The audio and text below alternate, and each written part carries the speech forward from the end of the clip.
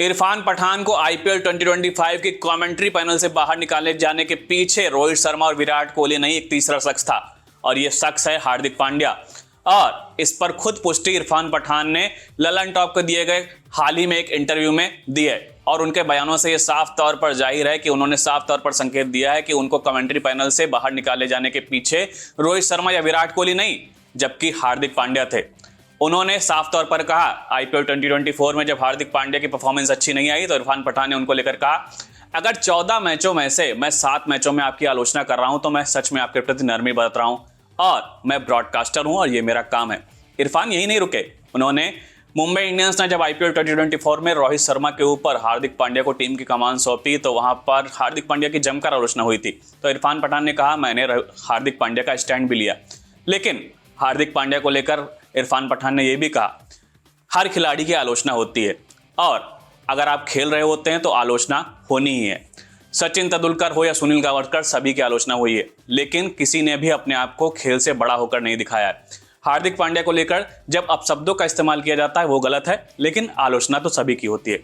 तो इरफान पठान के इन शब्दों से यह साफ तौर पर जाहिर है कि वो हार्दिक पांड्या की आलोचना को तो सही ठहराते हैं, हालांकि उनके प्रति अपशब्दों के इस्तेमाल को उन्होंने गलत ठहराया है, लेकिन हार्दिक पांड्या का जो क्रिटिसिज्म हुआ है उसको उन्होंने सही ठहराया है। ये साफ तौर पर जाहिर है कि हार्दिक पांड्या के प्रति उनके अंदर कुछ ग्रजेस हैं, जिसकी वजह से उन्होंने साफ तौर पर ये संकेत अपने बयानों में दिए हैं और ये साफ तौर पर जाहिर है कि वो ये संकेत दे रहे हैं कि उनको कमेंट्री पैनल से बाहर निकालने के पीछे हार्दिक पांड्या एक बड़ी वजह है। बता दें कि हार्दिक पांड्या को लेकर इरफान पठान ने और कई सारे बड़े खुलासे किए हैं। उन्होंने एक वाकया ये भी जाहिर किया कि जब वीवीएस लक्ष्मण के साथ वो स्टार स्पोर्ट्स पर कमेंट्री कर रहे थे तो वहां पर वीवीएस लक्ष्मण ने ये माना कि साल 2012 के दौरान उन्होंने हार्दिक पांड्या का नाम वीवीएस लक्ष्मण को सजेस्ट किया था। तब वीवीएस लक्ष्मण सनराइजर्स हैदराबाद में हुआ करते थे और उन्होंने कहा था कि अगर आप हार्दिक पांड्या जैसे प्लेयर को अपनी टीम में शामिल करते हैं तो आगे आपको बड़ा फायदा हो सकता है।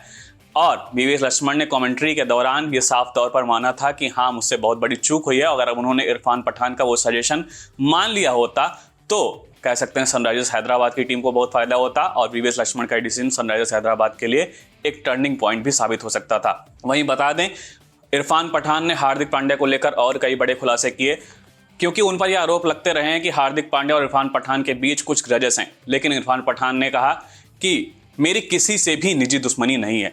बड़ौदा के कई प्लेयर्स, चाहे वो कृणाल पांड्या हों, दीपक हुड्डा हों या फिर हार्दिक पांड्या, जो भी हमारे पास मदद के लिए आए, खास तौर पर मेरे या यूसुफ के पास, हमने हमेशा उनकी मदद की है। तो यहाँ पर उन्होंने साफ तौर पर यह दिखाने की कोशिश की है, जब भी हार्दिक पांड्या को मदद की जरूरत हुई है तो वहाँ पर उन्होंने मदद का हाथ आगे बढ़ाया है। और उन्होंने इस वाक्य को भी इसलिए कोट किया कि वीवीएस लक्ष्मण को उन्होंने हार्दिक पांड्या का नाम कोट किया था, वो दिखाना चाहते थे कि मेरी किसी से कोई पर्सनल ग्रेजेस नहीं है, कोई निजी दुश्मनी नहीं है। लेकिन वो साफ तौर पर ये तो नहीं बोल पाए कि कमेंट्री पैनल से उन्हें हार्दिक पांड्या की वजह से बाहर का रास्ता दिखाया गया, लेकिन उन्होंने बयानों से साफ तौर पर यह संकेत दे दिए हैं कि यहाँ पर असली वजह रोहित शर्मा और विराट कोहली नहीं, जबकि हार्दिक पांड्या थे। और हार्दिक पांड्या की लगातार आलोचना करना उनको शायद ज़्यादा ही भारी पड़ गया और उन्हें आईपीएल 2025 के कमेंट्री पैनल से बाहर का रास्ता दिखा दिया गया था।